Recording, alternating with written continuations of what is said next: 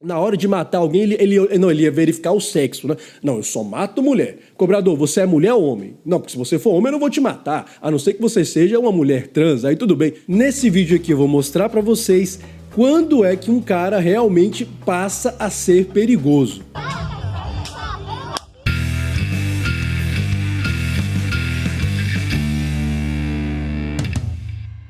Senhoras e senhores, sejam muito bem-vindos a esse canal. Espero que os senhores estejam muito bem. Então eu vou aqui mais uma vez mostrar para vocês por que essa narrativa da violência contra a mulher, como ela é apresentada, é uma grande falácia. Ela tem uma função puramente ideológica que só não enxerga quem? A militância cega, idiotizada. Então, mais uma vez eu vou fazer isso aqui no canal, com um exemplo bem prático para vocês, bem didático, para que mesmo aquela feminista que ainda tem um pouquinho de cérebro, ou aquele militante, né, aquele feminista que defende essa narrativa, possa abrir os seus olhos e enxergar como você é manipulado. Essa guerra cultural é ganhada por meio de narrativas. Ponto. Interessa se essas narrativas são baseadas em fatos? Foda-se os fatos, né? Fodam-se. O que interessa é o quê?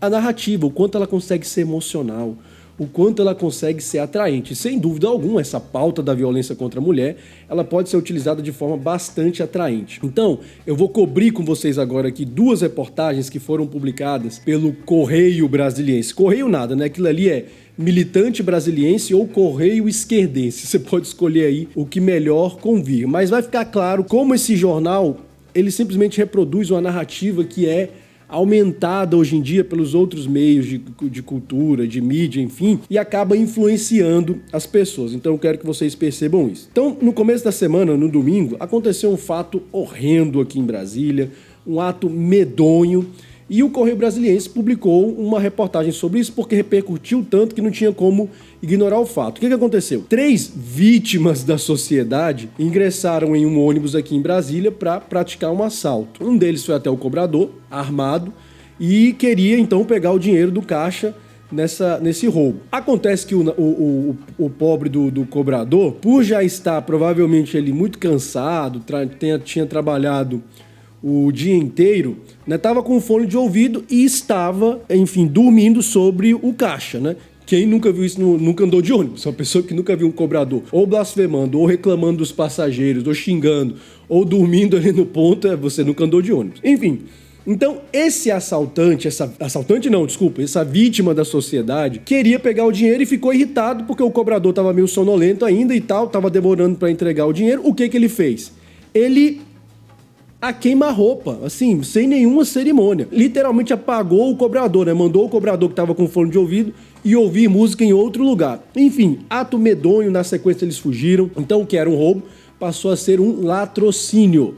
Enfim, então a notícia foi muito comentada aqui em Brasília, a gente fica sempre, né, escandalizado com essa questão toda, aliás, lá em Brasília, né, porque eu tô morando em Santa Catarina agora, às vezes eu ainda tenho esse costume. Então foi muito comentado lá, não tinha como o Correio Brasiliense não cobrir esse tipo de coisa, mas logo foi empurrado pro tapete, né, porque afinal de contas, quando a violência é exercida contra o homem, não vale para a narrativa é a violência contra a mulher. Existe violência contra a mulher no Brasil? Meu amigo, sem dúvida nenhuma que existe, só que é 10 vezes maior contra os homens. Basta você pegar aí qualquer anuário de justiça estadual ou nacional e você vai ver que, por exemplo, em termos de homicídio, geralmente a média é que 10 homens morrem para cada uma mulher, ou seja, 10 vezes mais chance de você morrer se você for homem do que se você for mulher. Mas aí não interessa muito para a narrativa, então, claro, teve uma repercussão e depois logo esquece, tá? Levou um tiro lá, tá bom. Não era mulher, deixa pra lá. Acontece que como teve uma repercussão muito grande, né, as pessoas ficaram escandalizadas com a brutalidade dessa vítima da sociedade, o Correio Brasiliense resolveu dar uma investigada um pouquinho maior e aí, pasmem os senhores, aí sim descobriu algo gravíssimo. Essa mesma vítima da sociedade que fez isso com o cobrador de forma horrenda, havia em 2022 ameaçado a sua ex e jogado 2 bombas na casa dela. Primeiro que a reportagem nem diz que tipo de bomba foi, que tipo de artefato, né? Então pode ter sido 2 estalinhos, sabe aqueles estalinhos que criança costuma jogar uma na outra? Hoje em dia aquilo ali viraria uma bomba para defender essa narrativa. Dinamite eu sei que não foi, porque não explodiu a casa da mulher. Então vamos dizer que ficou algo entre um estalinho e dinamite. Enfim, então descobriu-se que esse homem havia ameaçado a ex dele e havia jogado 2 bombas na casa dela. Aí sim, adivinhe, esse homem passou a ser algo, um cara terrível, um cara, meu Deus, um cara super perigoso. Por quê? Porque ele fez o que ele fez com o cobrador? Não, a essa altura do campeonato, meu amigo, o cobrador, coitado dele, a família dele já foram para escanteio. Afinal, eles foram vítimas de uma vítima da sociedade, né? Não, ele passou a ser perigoso por quê? Porque ele ameaçou a ex dele 2 vezes e jogou lá 2 estalinhos no portão da casa dela. Agora sim, esse cara passou a ser uma ameaça para a sociedade. Agora a narrativa ganhou força. Olha, ele ameaçou 2 vezes a ex dele. É um sujeito perigosíssimo para a sociedade. Novamente, por quê? Porque ele fez o que ele fez com o cobrador? Não, porque ele ameaçou a ex dele. Ele poderia ter praticado um feminicídio. Então vocês entendem como a narrativa vai sendo construída? Veja, se em 2022, vamos usar a palavra, né, um sociopata desse tivesse matado lá a ex dele, né? A essa altura ex que ele encontrou numa festa e ameaçou. Qual que teria sido a narrativa? Meu Deus, a violência contra a mulher no Brasil é um absurdo. Os homens, o machismo estrutural. Todo esse ramerrão, essa lenga-lenga insuportável que essas militantes aí de Twitter e de Instagram e etc. gostam de falar, a violência contra a mulher, né? Teria sido essa a narrativa. Agora não.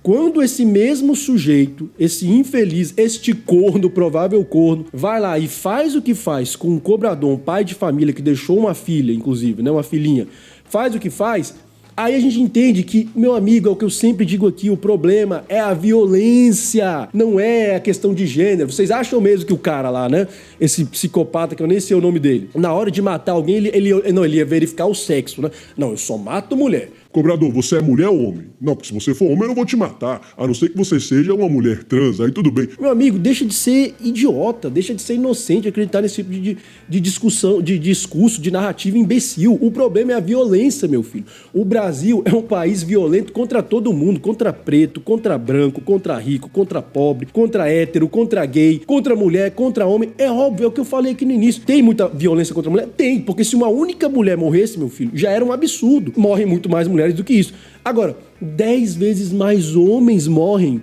todos os anos, em média, né?